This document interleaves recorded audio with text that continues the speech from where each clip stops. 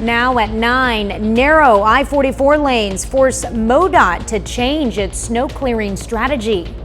Tonight, a community group is continuing to make its case on restoring Memorial Hall.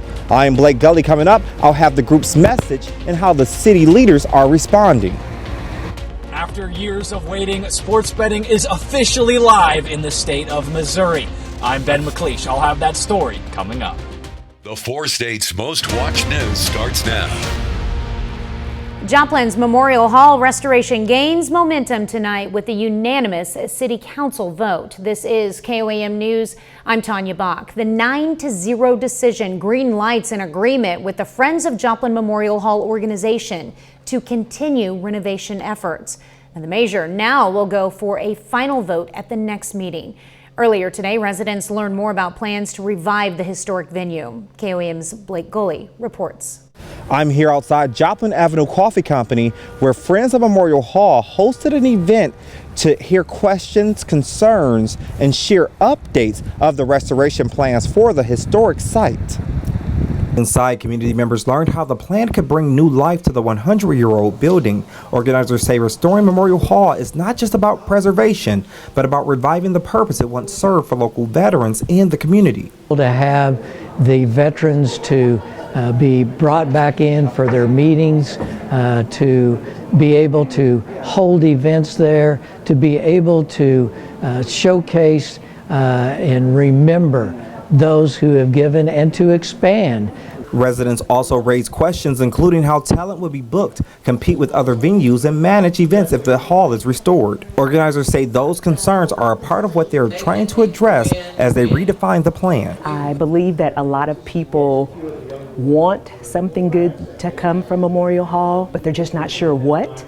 And so this part excites me because it gives people an opportunity to be heard. Melody says they are preparing to move into the next phase of the project. We'll finish with the creation of the Friends of Memorial Hall official organization, and then we'll start taking what we learned from tonight on plans and different things, getting with the contractors. It's a lot of steps we still have to go through, and we're looking at not next year, but maybe even the year after that before we even are able to do anything like that people will actually see the physical side. The group says the feedback from the event will help shape what's to come. Reporting in Joplin, Blake Gully, KOAM News. Organizers stress there will be no property or sales tax tied to the project. Instead, they're looking toward a potential increase in the lodging tax to help support the restoration plan. Meteorologist Austin Stantz joins us now with a first look at weather. Yeah, thanks, Tanya. Things have slowed down precipitation-wise. Talking about snow, we saw the first day of meteorological winter really kind of feel like winter out there, but we're also still feeling those winter-like conditions in terms of temperature. 28 degrees, feels like 21 outside right now. Very chilly. Roads are still a little slick out there. Here's the good news. That snow has now pushed off to the east for the rest of the evening into tomorrow. We don't have to worry about that. We did see some accumulation out there, anywhere from a 1/4 inch up to 1 3/4 inches across the entire region. Winter weather advisory for a few areas is still in place until midnight. Some of these might be allowed to expire early now that that snow has moved off to the east. But coming up, we're going to talk about how long these frigid temperatures are going to last and how that could affect your week. All right, thanks, Austin. Well, 4 staters got their first taste of winter driving conditions today. Adam Woodbray has more on challenges MoDOT is facing when it comes to clearing the road with this first snow of the season. Very busy day. Yeah, a lot of prep work leading up to this through the holiday weekend. Old Man Winter getting a start to the snowy season, and MoDOT says it's ready. I had a lot of meetings statewide to get our game plan together and make sure that we had our assets where we need them to be ready for this storm. Jimmy Shannon says one of MoDOT's biggest challenges this year shifted and split traffic patterns on I-44. The 2 westbound lanes are split, with the left lane being what he calls a narrow chute. There isn't much room for a plow. It adds a challenge to keeping the road clear, having a place to push that snow off, and then also if we do have a crash that occurs in there, it's much harder to clear. MoDOT was able to get a couple of smaller plow blades, 11 feet long instead of the typical 14 feet. Those trucks, Shannon says, will make continuous loops along I-44 to keep it cleared. And with how narrow the chute is, Shannon says crews do have room to move the snow out, But if we get a bigger storm, it could be more difficult. If we get big heavy snow, we're going to have to probably have a good plan in place to make sure we can get that snow out of there. And with the full winter season ahead of us, Shannon reminds drivers to be mindful of plows on the roads. Don't try to crowd the plow. Best thing to do is stay behind the plow. They might be traveling a little bit slower, but they're making the road in a much better condition to drive. One of the other challenges MoDOT is facing this year, fewer plow drivers. Shannon says the department could use more. It's down several hundred drivers statewide. Well, Carthage students get hands-on business experience through an innovative new program. The Carthage Chamber of Commerce stopped by Columbian Elementary School in Carthage for a groundbreaking ceremony today. It's for the Itty Bitty City School project. Throughout the program, students will create businesses and run a functioning city. What we're going to do whenever we have our businesses up, and what the customers would do. Itty Bitty City will be open for business on December 17th. This incredible part. Fifth graders is you have at no Joplin's idea. Soaring Heights Elementary raised more than 2,200 items for our Feed the Four States program. The students in Mr. Lavelle's class put their hearts to great use to collect the canned goods. The items collected today went to Crosslines and Watered Gardens. Feed the Four States is huge to our Mission Market Food Pantry. We feed over 50 families and individuals alone a week, and we serve hundreds of meals every day to our shelter guests. So this wonderfully generous donation is going to fill our shelves to feed the local food insecure people that we serve. One student raised 670 items by himself. Well, coming up, your Christmas tree may be triggering your allergies this holiday season. It's safe to assume allergies aren't on holiday wish lists this year. I'm Marianne Rafferty with a look at this season's allergy triggers and how your tree could even be a culprit. Coming up. And later, holiday shoppers spend $14 billion on Cyber Monday deals. Looking for your next job? Visit KYMNewsNow.com/job. The holidays should be filled with joy, not allergy symptoms. From Christmas tree syndrome to pet dander, health experts identify seasonal triggers causing problems. Fox News correspondent Marianne Rafferty shows us how to find relief. While the saying goes, there's no place like home for the holidays, many of our dwellings could be hosting a slew of seasonal allergens. So the more time we spend indoors, especially as the temperatures get colder, the most common indoor allergens are typically dust mite, and then of course your animals like pets. According to Dr. Victoria Wynn of The Ohio State University, even your tree could be an allergy trigger. So there's something called Christmas tree syndrome, and it is related to when you pick up a fresh Christmas tree from the farm, there are mold spores in there that are dormant. The molds typically are dormant when the temperatures are cold, and then as you bring the Christmas tree indoors and there's more humidity and warmth, it can actually activate mold spores. You can also get symptoms from artificial products, like artificial trees or your decorations in the home if they've been stored in areas where dust might accumulate. Allergy symptoms can vary, but most people experience runny nose, itchy eyes, sneezing, congestion as well. There's also a variety of different treatment options. The first would be avoidance measures, where we would want to know what you're allergic to so that we can try to modify behaviors either at home or in the environment to help prevent exposures. Medications would be the next step. And then the third option would be immunotherapy. Allergens aside, the cold air this season can also cause negative reactions, including runny noses and hives. I'm Marianne Rafferty, Fox News. On Friday, a senior official at the FDA announced the COVID-19 vaccine caused the deaths of at least 10 children. The internal memo claimed research had shown that, quote, healthy young children who faced tremendously low risk of death were coerced at the behest of the Biden administration via school and work mandates to receive a vaccine that could result in death, end quote. While no details were provided surrounding how the FDA reached its conclusion, it did point to their analysis of 96 deaths, 10 of which were allegedly linked to the COVID-19 vaccination. Well, the RSV vaccine may help protect kids from asthma. A study in Denmark found infants who received the RSV vaccine had a lower likelihood of developing asthma. Doctors say this is more evidence parents should vaccinate their children. And new research suggests it's never too late to exercise when it comes to your brain health. Researchers studied data from more than 4,000 people. They found exercising during midlife may lower the risk of dementia by 41%.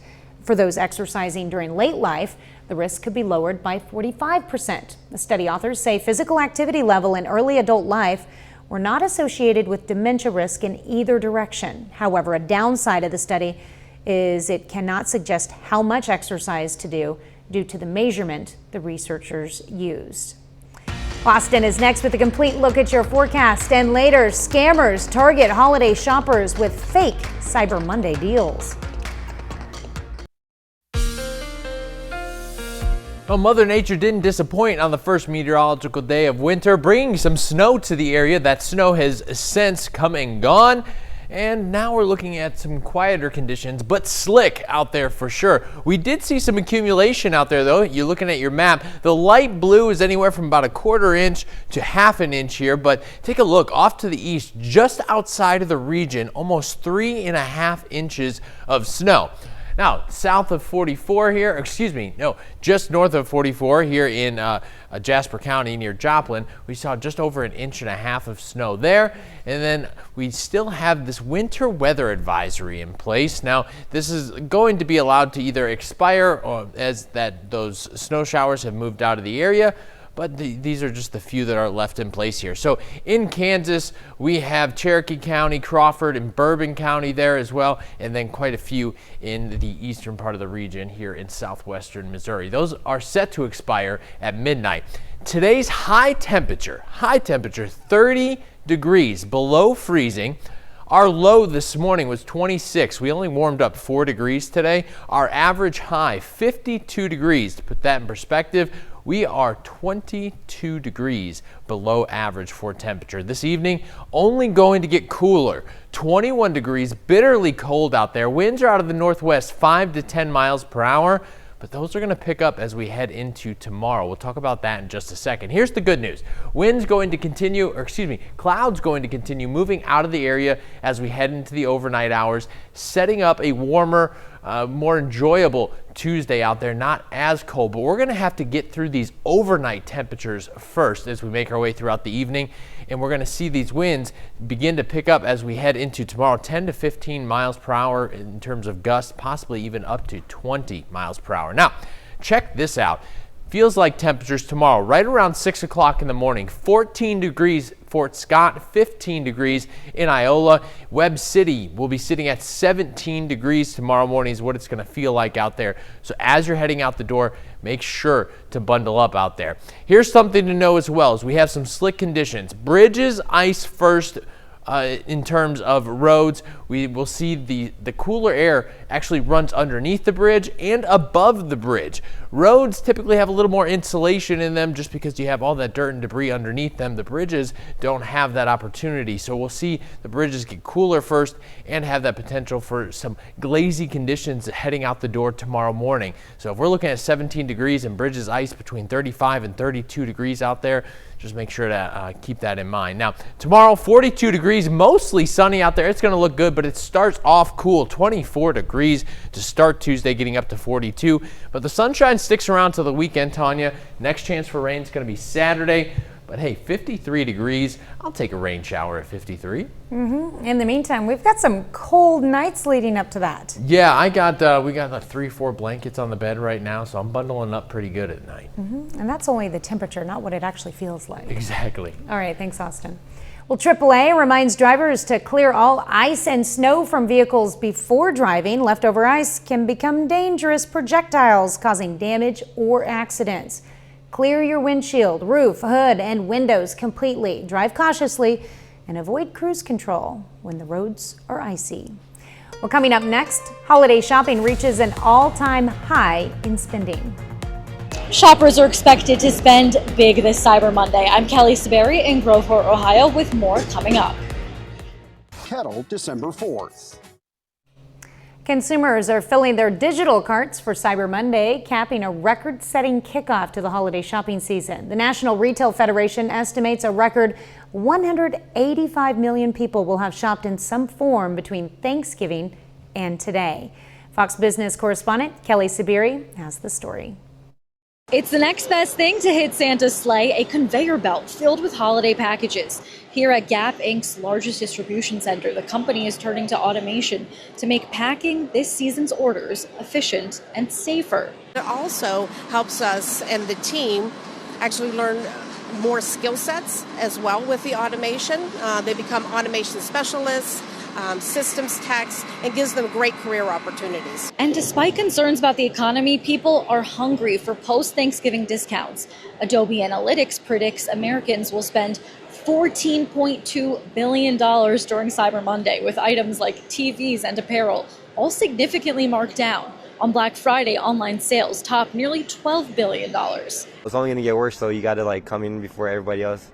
You don't have to wait as long. This year, more and more shoppers are turning to buy now, pay later plans to delay payments on decor and gifts. According to Adobe, that trend could drive more than $20 billion in online spending this holiday season. If you have a plan and you know how you're going to pay it down and it fits within your budget, buy now, pay later can be a useful tool. And as the shopping rush gets underway, experts warn that scammers know right where to find you. If you're seeing promises of 60, 70, 80% off, that's, if it's too good to be true, it is. You probably should not click on that link or open that email. The National Retail Federation estimates sales for November and December will top $1 trillion for the first time on record. In Groveport, Ohio, Kelly Saberi, Fox Business. The Consumer Product Safety Commission announced a recall of convertible high chairs due to what it says is the risk of serious injury or death from fall and entrapment hazards. The federal agency says the chair, which was sold on Amazon earlier this year, violates the mandatory standard for high chairs because they were sold without the required attached restraint system. In addition, the Safety Commission says a child's head can become trapped in the opening between the seat and tray. At the movies, it was a weekend of sequel successes. Zootopia 2 earned more than $96 million and broke international records for animated films. Wicked for Good brought in $63 million in its second weekend. And Now You See Me, Now You Don't earned $7 million. Coming up next, the Christmas parade season kicks off in Pittsburgh tonight. We take you there. It's the season at Indigo Service. The weather outside was frightful, but the spirit in Pittsburgh was delightful. Cold temperatures and light snow provided the perfect Christmas backdrop for the 46th annual Pittsburgh Christmas Parade tonight. Families bundled up in winter coats and scarves lining the streets to watch festive floats, the Pitt State Marching Band, and Christmas characters spreading holiday cheer.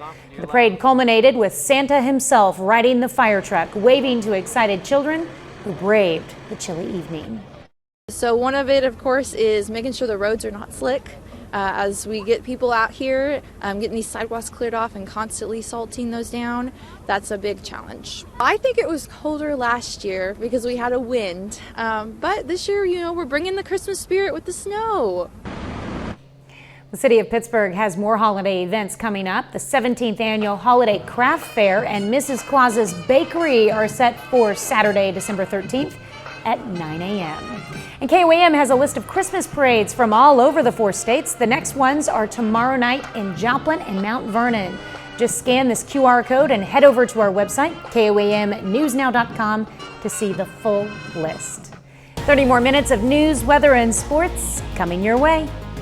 The fighting between Russia and Ukraine intensifies as President Trump makes a push for peace. I'm Greg Palka in London. That's my story. Coming up.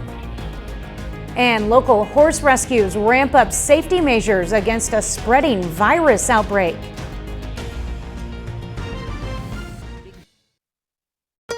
You're watching the 4 states' most watched news.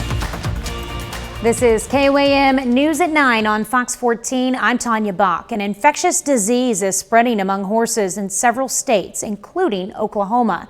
In Arizona, a 4th case of the equine herpes virus was confirmed over the weekend. Fox's Megan Spector has more. The first 3 EHV1 cases here in Arizona were asymptomatic horses. Unfortunately, with this most recent one, the horse did have neurological symptoms. Now here at Good Shepherd Horse Rescue, none of their horses are being affected by this virus, and the volunteers here are doing everything they can to make sure it stays that way. We're very, very strict about what we do so we can keep it we can keep our horses safe all the time, and especially now. Protocols are in place. We clean 3 times a day. We change our water buckets twice a day. Every one of our horses has its own grooming kit. For the 30 horses at Good Shepherd Horse Rescue. If we were to bring a horse in, they have to be quarantined. You check their temperature, you have the vet come out, you do, your general checks, but also your blood work. While these safety measures are standard at this rescue, they take on heightened importance amid the EHV1 outbreak. Equine herpes virus can affect a horse's respiratory and nervous system functions, can even be fatal, and can spread easily. You can get it on your shoes, horse can sneeze on you. You as a person won't get it, but you can transfer it to another animal. The outbreak originated from events in Texas and Oklahoma earlier this month, leading Arizona to start monitoring cases. We're in the process of tracing back all of the horses that have since come back to Arizona from those events in Oklahoma and Texas. To limit the threat, a handful of roping events and horse shows across the state have been canceled or postponed, including the Desert Classic Horse Show in Scottsdale that was scheduled to take place this week. I probably wouldn't send my horses to a show or a rodeo right now just because it's not worth it to me to put them at risk. So far, the state has confirmed 3 asymptomatic cases and 1 in Pinal County where the horse showed neurological signs of the virus. Do you really have to look at your horse all the time? Do they have a runny nose? Do they have a temperature? Is their back end sore? All the signs and symptoms of this virus. We work closely with our vet, and he tells us if there's anything that we need to do over and above what we're already doing. Since the start of the outbreak, the state has also implemented movement restrictions as well, all to help keep Arizona horses safe. Reporting tonight in Apache Junction, Megan Spector. Well, U.S. officials now say the suspected gunman was shot 2 National Guard members in Washington, D.C. last week was likely radicalized here in the U.S. after fleeing Afghanistan. The shooting killed Specialist Sarah Beckstrom, and Staff Sergeant Andrew Wolf remains in critical condition. The suspect, an Afghan national and former CIA counterterrorism unit member, came to the U.S. in 2021 following the military withdrawal. Despite paused visas and increased scrutiny, early findings suggest recent radicalization in his U.S. community. Well, the fighting between Russia and Ukraine intensifies as President Trump makes a push for peace. But it won't be easy. Fox News senior foreign affairs correspondent Greg Palcott has the latest. I think that there's a good chance we can make a deal. President Trump sounding optimistic as the peace process in Ukraine moves forward. Over the weekend, Secretary of State Marco Rubio led high-level talks with the Ukrainians. And now it's Steve Witkoff's turn. He'll meet with Russian President Vladimir Putin on Tuesday. And if those talks go well, Trump and Ukrainian President Volodymyr Zelensky could soon put the finishing touches on the agreement. We have concrete details from the U.S., concrete details from Europe. These are the main concerns. We need to be very careful here. The diplomatic process follows another weekend of heavy Russian attacks on Ukraine, and the Ukrainians fighting back, including strikes on Russian oil tankers. Meanwhile, Ukraine's defense minister is meeting with his European colleagues, making the case for continued support as the peace process plays out. It could be a pivotal week for diplomacy. But it won't be easy to get to a final agreement, with Putin reportedly sticking to his demand for big land concessions from Ukraine. We've put points on paper. Those points have been very much refined, but as for the details, I will let the negotiators negotiate, but we do feel quite good. And most experts say it will be difficult for Zelensky to agree to any deal unless it includes American military support. There has to be some pretty robust security guarantees to deter Russia from attacking again. President Trump now says he does not have a deadline for getting a peace plan okayed. He just wants the war to be over. In London, Greg Palcott, Fox News. Austin is next with a complete look at your forecast, and later, mailing it in for Christmas. The U.S. Postal Service celebrates an important milestone with a Missouri community known as the Christmas City. I'm Kenny Foreman, and I'll have more on that coming up.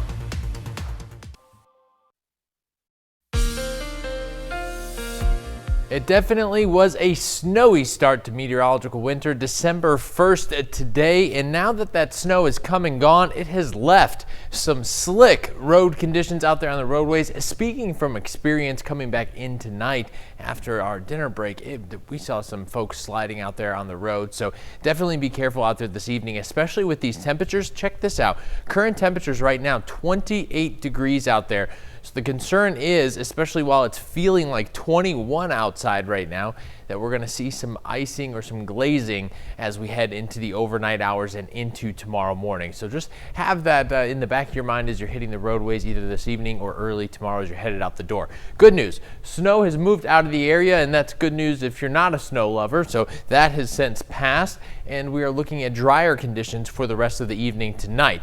Now, we did see some accumulation out there. The lighter blue areas you're seeing anywhere from a 1/4 inch up to around 1/2 inch. Those darker blues anywhere from 3/4 of an inch up to about 3 inches. And then we have that dark shade of blue just outside of the region, almost 3.5 inches there. Back down here in Jasper County in Joplin, we saw it right around 1.5 inches there. So we did see some accumulating snow today. Winter weather advisory still in effect for portions of Kansas and southwestern Missouri here.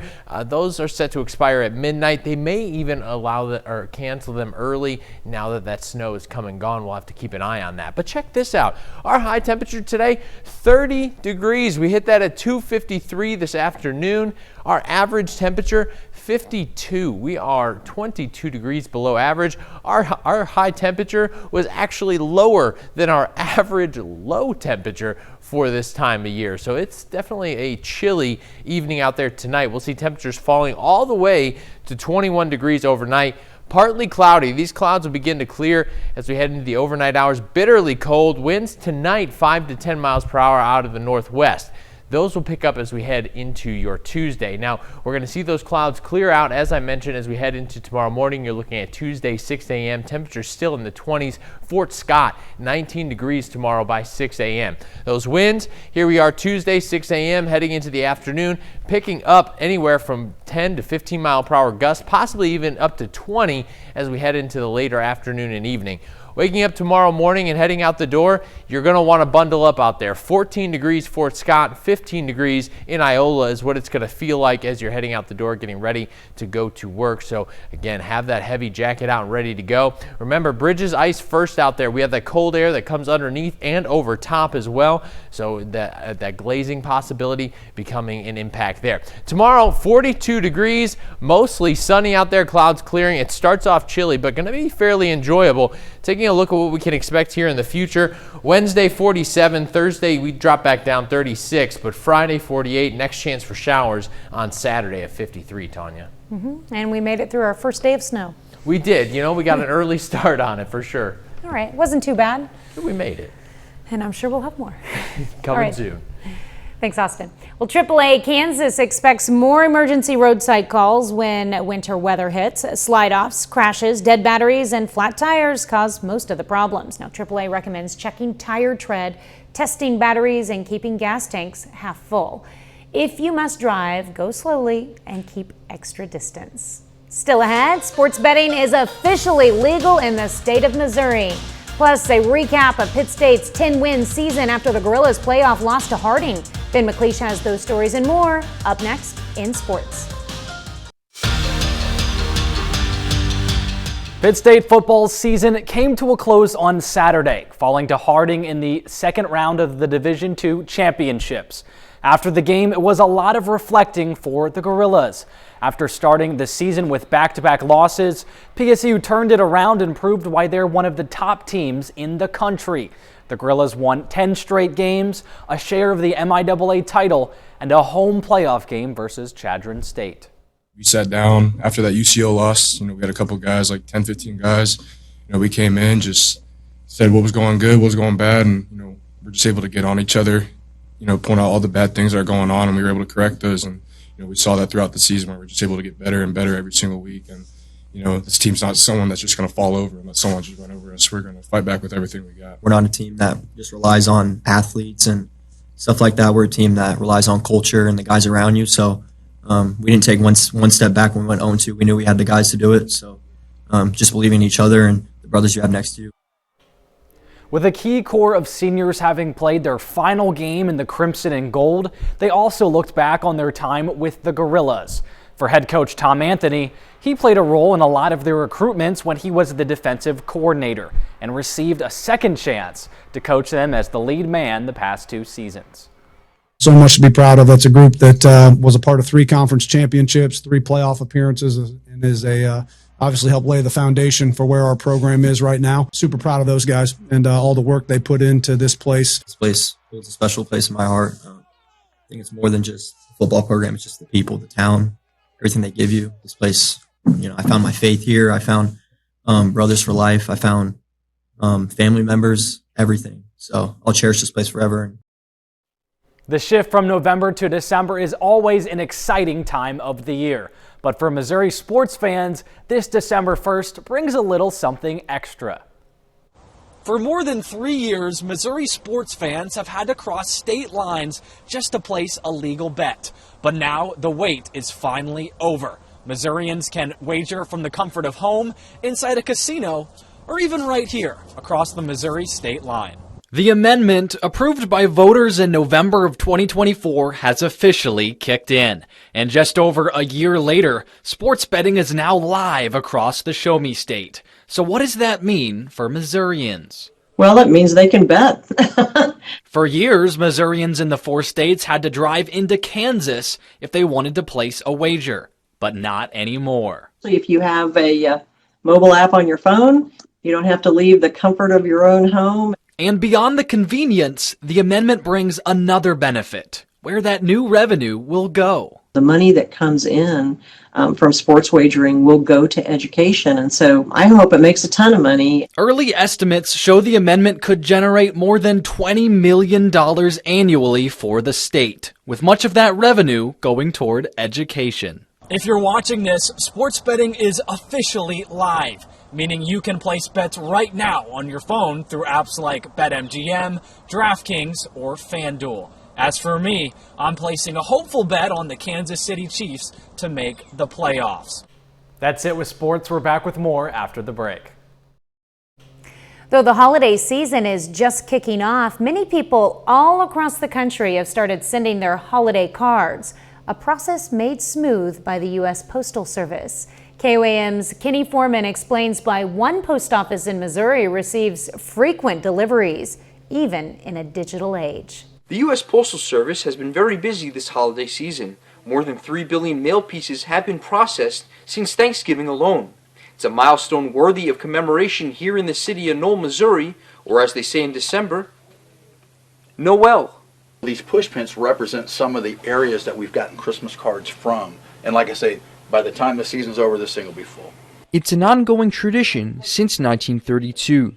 Many people from all parts of the country and even the world turn to the post office in the place nicknamed the Christmas City in order to receive a special cancellation stamp on their mail. It's international. We get Japan, China, Germany, France. We get cards from all over the place. So it's something that has spread way before I even started here, and I want to keep the tradition going. The USPS sees the Knoll office as a prime reflection of its commitment to provide reliable service for everyone. We're just proud of the fact that we're the nation's most trusted federal agency. The tradition continues to grow here in Noel, Missouri. So people are coming to the Postal Service. They know they can trust us. And as I said before, we've already processed 3 billion holiday mail pieces since Thanksgiving evening.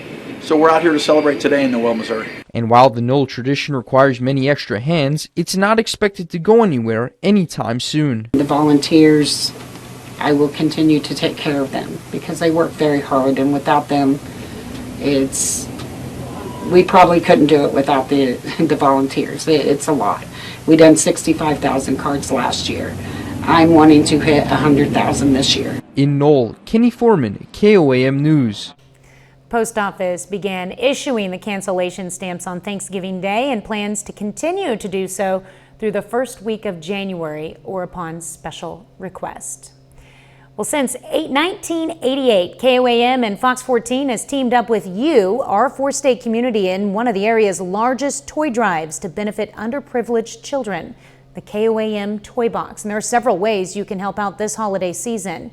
Scan the QR code on your screen to learn more, and you'll find a list of toy drop-off locations, a way to make a monetary donation. And once again this year, our Toy Box Tuesday telethons. The first one is tomorrow at noon, 5 and 6 p.m. Thank you for helping to make a difference in our community. Meghan Trainor fires back at body shamers with her latest single. We'll have more from her upcoming tour up next. Pop star Meghan Trainor steps into her next chapter with fresh music and a 2026 tour on the way. We spoke with the singer about the music, the inspiration behind it, and what fans can expect. Here's Fox's Ashley Dvorkin. You can say what you want. Meghan Trainor's album Toy With Me kicks off a bold new era for the singer, blending honesty, confidence, and her signature sass. It's my album from my 30s, you know? I am 31 and thriving, and I'm also like a mom of 2 young kids, and I'm going through real life stuff like all of us are going through, and just I write down anything I'm feeling in that time period when I'm in the studio. So I felt a lot of anger. I felt sadness and extra love. I felt a lot of love too. And I wrote that in a lot of my songs. I still don't care. Trainor claps back at online body shamers on the lead single Still Don't Care, setting the tone for the rest of the record. I got angry, I got feisty on a few songs. You can hear that right away. This song, Still Don't Care, was a lot of my anger and sadness towards reading everything online. They're like, she's unrecognizable, she's not the girl that she was with All About the Bass, and I'm like, that was 11 years ago. I hope I'm better. I hope I've grown up since 19. I'm gonna do me, and I'm gonna love me as I am because I'm so proud of myself. You're the best I ever had. She's taking that fire and fun straight to the stage next summer on the Get In Girl Tour, starting June 12th. I just want to dance. I want to dance and escape and have the best night ever with everyone. I want them to feel like that every night. And that's why we called it Get In Girl, because everyone's welcome, and get in and escape all your real life problems for the night. No, I still don't care. In Hollywood, Ashley Dvorkin, Fox News. That's our time for tonight. Thank you for joining us. We're going to leave you with video of Tim, the brown bear, playing in the snow at the Brookfield Zoo in Chicago. Have a great night and an even better tomorrow.